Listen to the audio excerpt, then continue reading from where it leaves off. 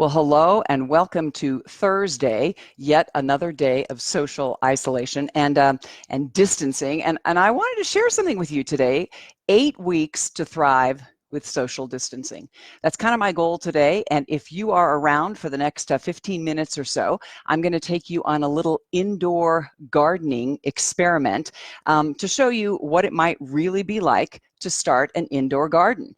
Now, I don't know if you have kids at home right now, or if you're taking care of a parent, or if you are with relatives, or if you are just by yourself in your apartment. There are ways that social distancing can take place that don't have to be so isolating. So that is what I'm going to encourage you today as we move through these steps. And thank you so much, by the way, if you are tuning in. I know it's a lot during these days to figure out exactly what to do, but I would love to engage with you. And if you do tune in, either like it or heart it, or let me know where you're checking in from so that I can actually reach out to you a little bit later.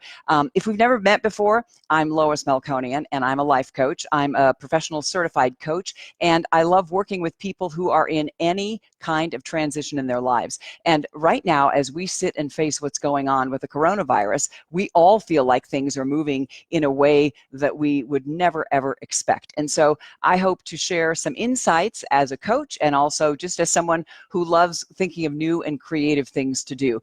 This is the first day of spring, and Art, you are right. This is really great on a snowy day. It's really crazy that on our first day of spring, we're not going to see much going on outside. So why not plant something indoor that might take you through these next few weeks, which is what I'd like to actually share with you today. So that is what I'm going to do. I'm going to sit here and explore what it might look like to have an indoor garden. So I promise not to make you too dizzy, but I'm going to take this wonderful camera that I have here, and I'm going to bring it down and demonstrate to you what I've got started right here in my office. So you could do this just about any place you want. So as you can see, I have now taken these gardening boxes, which you can get from any gardening center or Home Depot. And the good news for many of you, because you can really social distance, is you can hang out in some of these places pretty easily. So the first thing I did was I poured some of this seed starting potting mix into these little boxes. And the great thing is you then can plant a variety of seeds that I may be able to see grow in the next couple of days or weeks that could give me a lot of fun. So I also then took, sorry to squirt right there, but I took some vitamins and poured them into this gallon of water to mix it up. And now I have a squirt bottle that is going to be added to all of this so that I can get the soil really nice and moist. So if you have kids, you can see that this might be a little dirty, a little messy, and a lot of fun and not dangerous at all, and something that they might really enjoy doing. You know, I used Georg Jensen. Thank you so much for my wonderful cousins in Denmark who brought this. And I'm sorry, I still do use it for salads, but I thought it'd be a great thing to be able to spoon in all of the dirt. So the first thing you have to do is set up someplace where you can put this out and then spoon in the dirt. The next thing you'll need to do is use water, either from a squirt bottle or from a container itself, and soak every single area so that it is soaked all the way through, so that when the seeds go in, you will be able to watch them eventually turn into seedlings and grow, and this you could put in your garden. The next really fun thing to do is to take your seed packet. And let's see if you can see what's going on here behind here.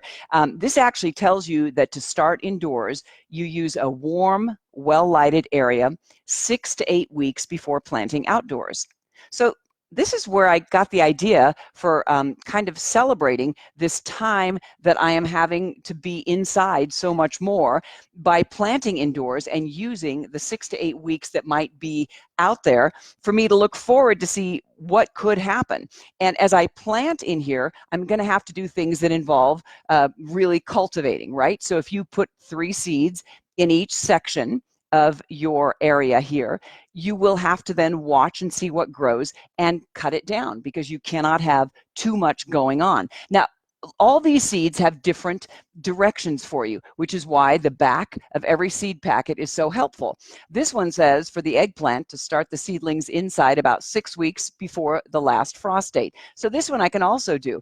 And a number of these are just fine, but you'll find a couple where they don't even want you to plant inside at all. Like I've got dill over here. You don't want to do dill. Lettuce is a little questionable as well, but it turns out that Brussels sprouts are going to be absolutely ideal because they want to be planted indoors in seed fashion like we're doing here for 6 to 8 weeks before the last frost.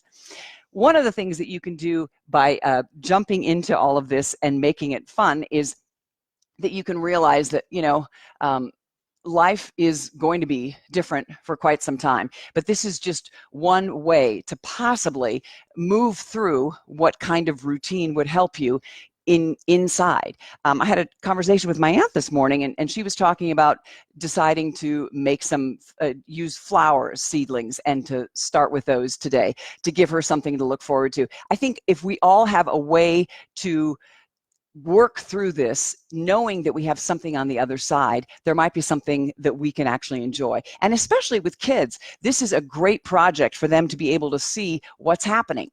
When I do rejoin you in the next couple of days, I will have notices, little things that I've put in every single plant container that will describe what the seed is and how long it will take for this to grow, so that we'll have a really good idea of when it's going to be coming up. And then to have that anticipation of what's going to happen as we have these wonderful seedlings growing. Because sometimes as we sit here and feel isolated, we feel that nothing is happening. And one of the reasons that routine, as we talked about yesterday, is so important is that it makes balances out the day.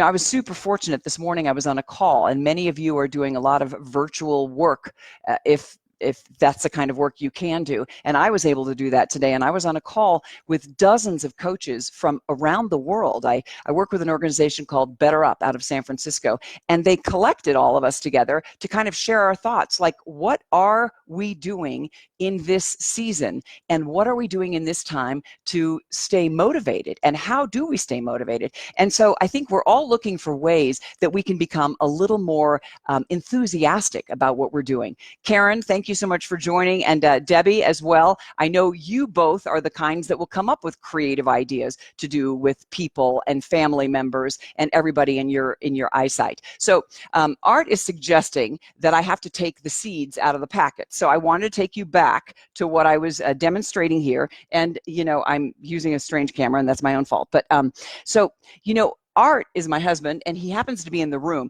Would you come and hold the camera so I could open one of these? Because now it's a little hard to show what these seeds would look like if I were to take one out. So here is the idea. There we go. Oh, you're such a love. And this is what's so great, to have a husband in the household who's taking a break with me for lunch. So if we start with a tomato plant, you're going to open these up because you want to remember what's what, by the way. And that's why I will promise to show you in the next few days what's growing where. So when you open these packets, they're a little tricky, and some have more in them than others. So if you can see what's going on here, is this demonstrating well here?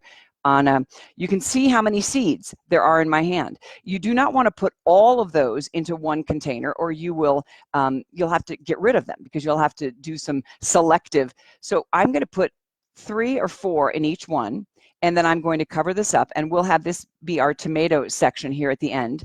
And you're going to put several into each and cover it up. And several more. We'll just keep this row going, and we'll have this as our row of tomatoes. And these will be our tomato sweeties, which we just love. We have 2 grandchildren who just say they don't care for tomatoes in a regular salad, but when you're growing them from seed, or when you have them in the backyard, I tell you, they eat every single one of those up. So I'm going to remember here that I did this for 7 of these areas, and then you're going to soak. In fact, I can't soak like that, so I'll just show you what I'm going to do here. We're going to pour this out, and this has a mixture of some vitamins in there as well. And you're going to pour and really make this about as wet as it needs to be. And the really good news about this is it takes 6 to 8 weeks, folks, and this is March 19th. So if we look at a calendar, because in Colorado we can't plant till after Mother's Day, you're going to be safe. And tomorrow this might look a little different, and I'm going to have to take all of these notices here and make sure that you know what's planted, and I know what's planted. So it's a little dirty, and everybody loves to do this because it's a nice little messy thing to do. And so we just stick everything in like this, and that's how you can start. And look at all of the other choices I'm going to have, whether it's cucumbers or beautiful eggplants or yellow pear tomatoes or Brussels sprouts or cucumbers. And so those are the kinds of things we're going to be able to do. And I really hope that you're going to enjoy what this might look like in the future. So in 6 to 8 weeks, you'll be able to see exactly what's happening there. And if there's anything you would like to message me on and ask about, whether it's planting or having some routine in the house that keeps you a little more stable during this time, I would love to hear from you, and I would definitely respond. On our Facebook page, you can join me there, or you can go to my website, loismelkonian.com, and just check anything out. You know, right now, because we are in a crisis situation, everything is free for me. So if you would like a free 30-minute call, just a conversation on, you know, what would mean the most to you, what would be of the most value to you right now, you can go to the website and please sign up and just go to the calendar section of that website, and you can know that we are, that I will be ready to address pretty much anything you can throw my way. You know, I think one of the reasons I love coaching and encouraging people is because we are all in transitions in our lives in many different ways. And I'm in a transition too. You can probably notice that things are changing with everything you do, with the loved ones that are in your house, with people that you can interact with. And so every day, trying to do something that's a little more out of the box. If you can get outside, great. For those of us in Colorado today with the snow, we're so grateful that we had a chance to get out yesterday.